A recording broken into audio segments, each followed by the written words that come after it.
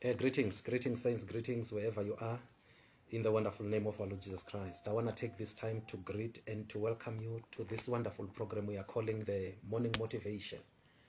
Of course, it is a morning motivation because it is only on this program where we come to you with the very purpose of motivating you so that you are strengthened and so that you may be able to continue in your journey of serving the Lord.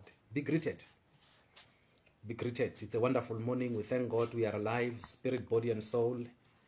The grace of God is upon us. The Spirit of God is at work upon us. And we thank God so much that we woke up. We are very much alive. Hallelujah. We are very much alive. So be greeted and be welcome. If you are joining us for the first time, it's Pastor Mkachwa here from Logos Diplomats, and that is the name of our church.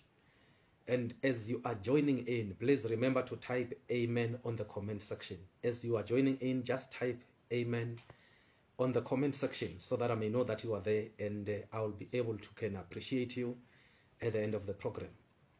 And we thank God so much. We thank God that you are alive. We thank God that the grace of God is still at work upon your life. Now, as we are starting this ministration, I want you to understand this. The journey of the Christian in his faith and in her faith has not guaranteed that you are not going to be challenged.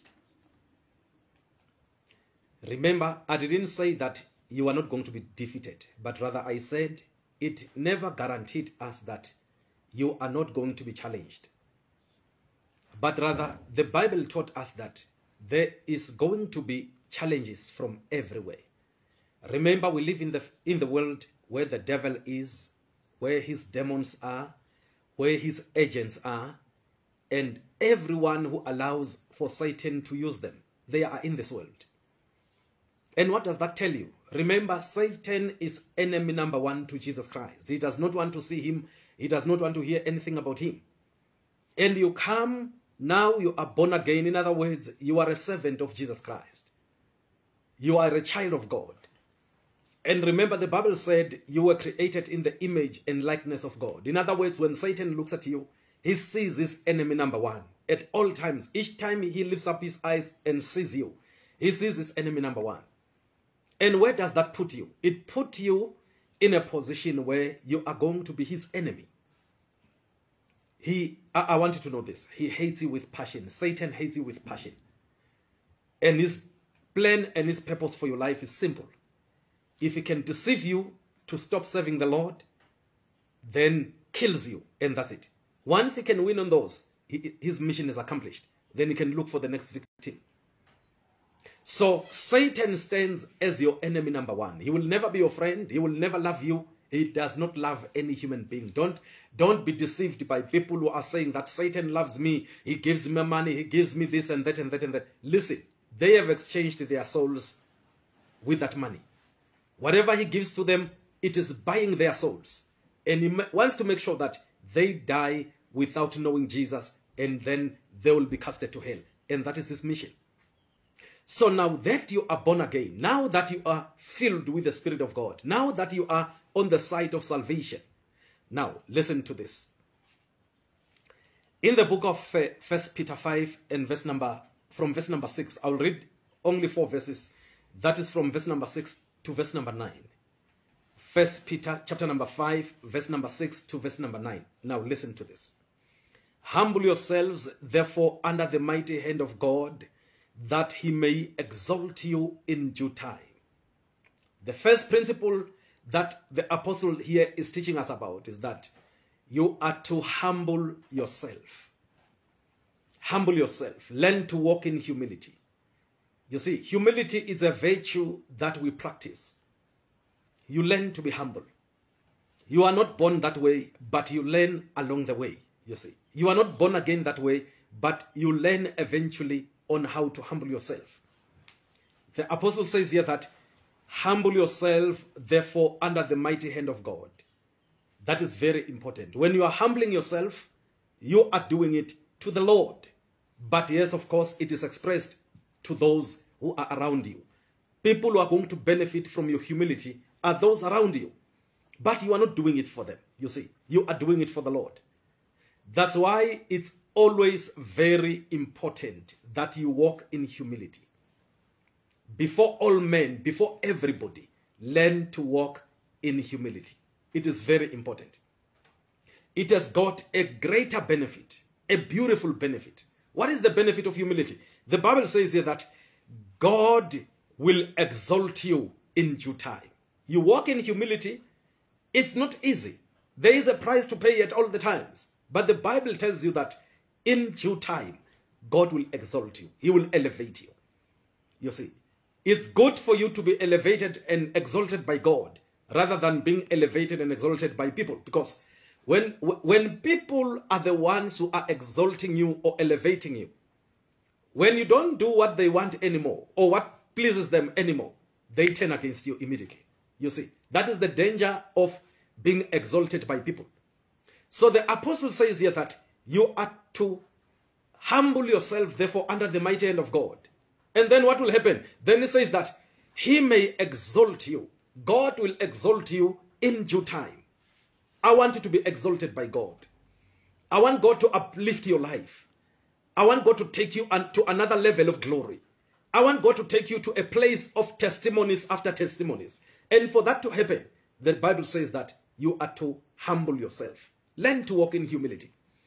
In fact, the more God exalts you, is the more you are to humble yourself. The higher you go, is the more you are to humble yourself. Are you seeing that? The higher you go, you are to humble yourself. Because the more you do so, is the more you are attracting for more grace to function and to work upon your life. So that more may happen upon you. You see, so learn to humble yourself. This is your year of a greater harvest. As you are accumulating that harvest, remember, humble yourself. Walk in total humility.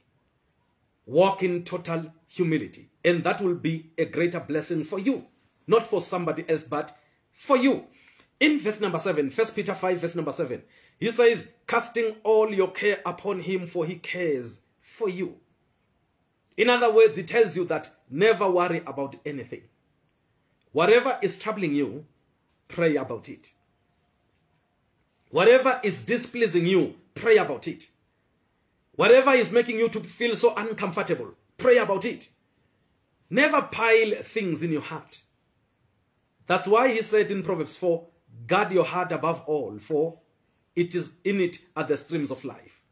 You see, never allow for your heart to be loaded. Never allow for your heart to be filled with negative things, because those are not going to be healthy for you. He says, casting all your care upon him, for he cares for you. Do you know that God cares about you? Oh, he cares so much.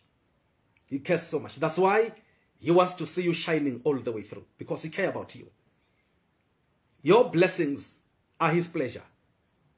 Your elevation is his pleasure. Your success in life, it is his pleasure. It is his glory. You see, your prosperity in life is his glory. He wants to see you prosperous at all times. But remember, he says, cast all your cares upon him. Why? He says here, because he cares about you. He cares so much about you. He cares so much about you. And I want you to always remember this. It doesn't matter what the devil throws at you. It doesn't matter what people are saying about you. I want you to always remember that God cares so much about you. And, you know, when we say that somebody cares, that means if you are in need, they want to provide. If you are sick, they want to see you healed. If you are challenged, they want to see you victorious. And that is the position of Jesus towards you.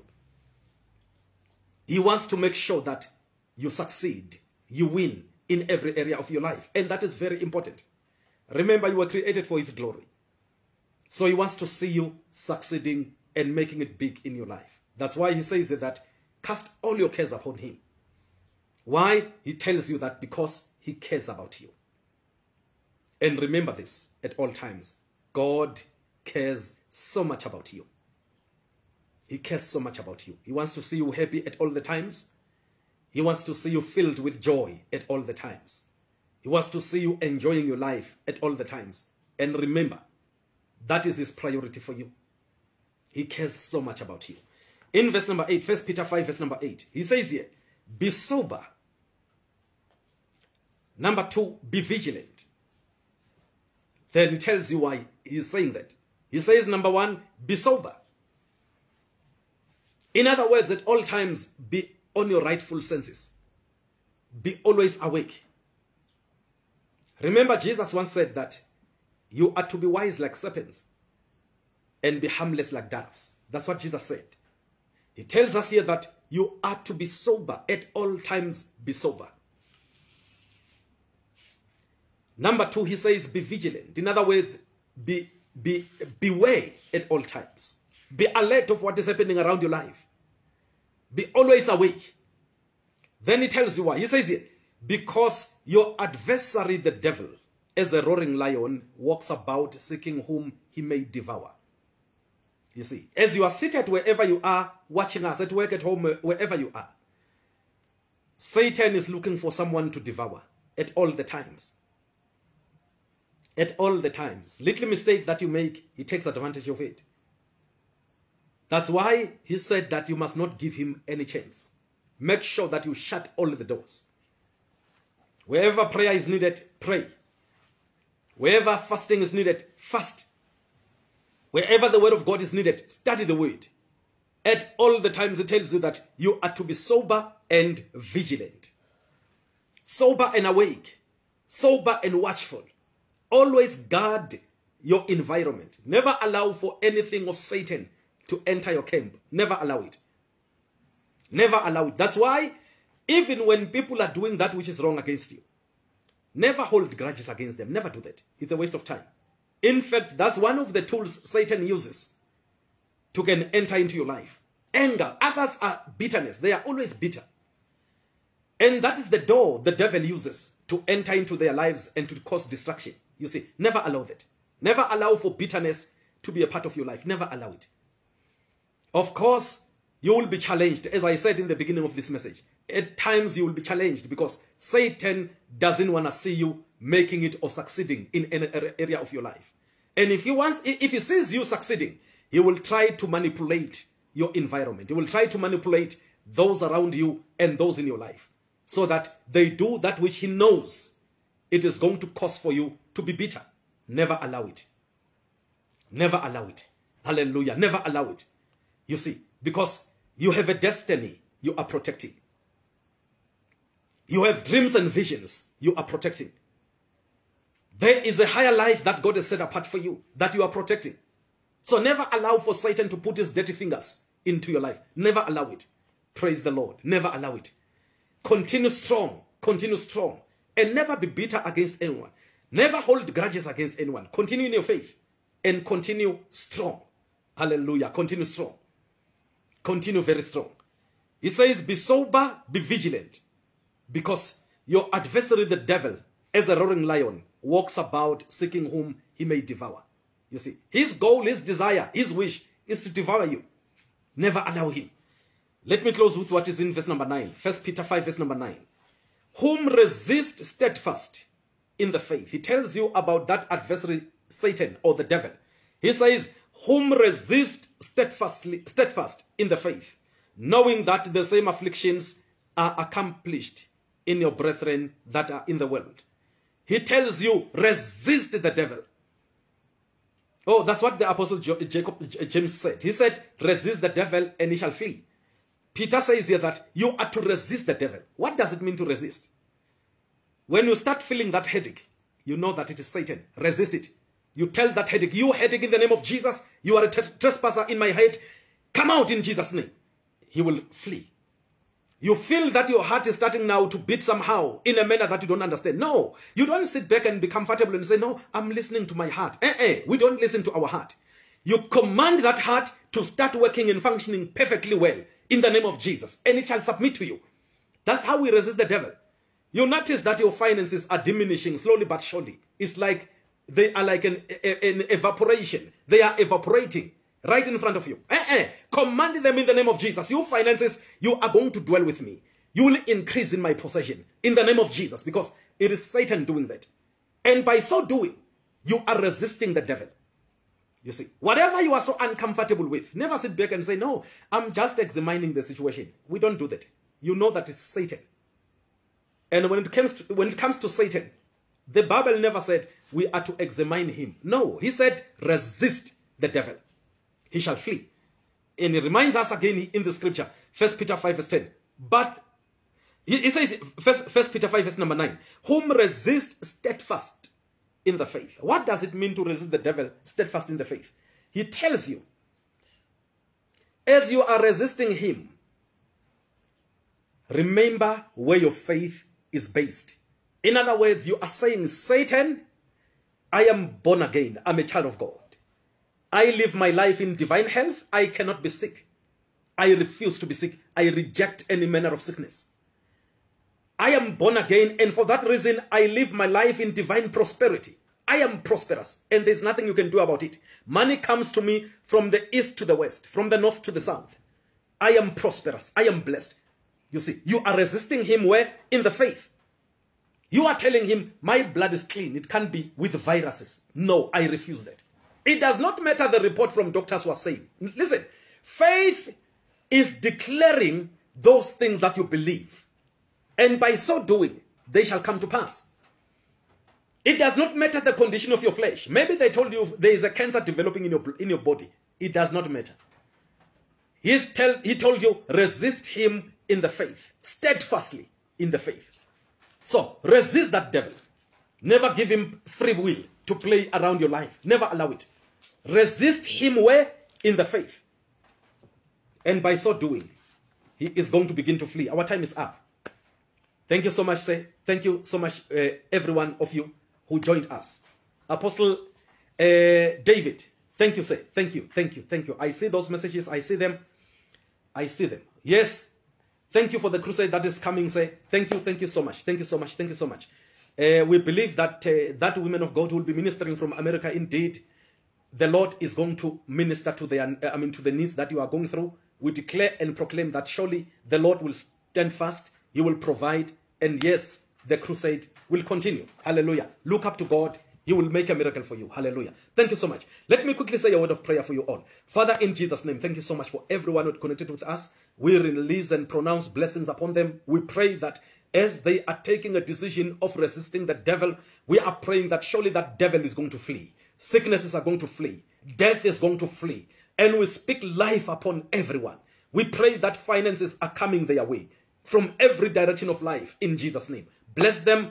Cause for your grace to be manifested upon them. Let your glory be revealed upon their lives in Jesus' name. Everyone who is sitting under the ministration of this word this morning, we pronounce a blessing for them. Let all of their needs be met in Jesus' name. Let your glory be revealed upon them in the mighty name of Jesus Christ. We have prayed. Amen. Thank you, saints. Thank you for joining us. Thank you for being a part of this ministration. Pastor Mhlanga, with your family there. Thank you, my pastor. Thank you. God bless you. God richly bless you. Mama Shabe, thank you, Mama. Thank you for joining us. God richly bless you. William Maheso, thank you, sir. Thank you for being a part of this ministration this morning. God richly bless you. And my good friend, Apostle David, thank you, sir. Thank you. Don't worry. God is going to cause for miracles to happen. Don't worry. That which you are praying for is surely coming to pass. No devil, no demon shall stop it. In Jesus' name. Amen. Thank you for joining us. Enjoy your day. And remember, resist the devil, he shall flee. This is your year of a greater harvest. As the Lord is blessing you, remember to save as much as you can. It's month end already. Save as much as you can. Let God be glorified through your life. In Jesus' name. Amen. Thank you. God bless you.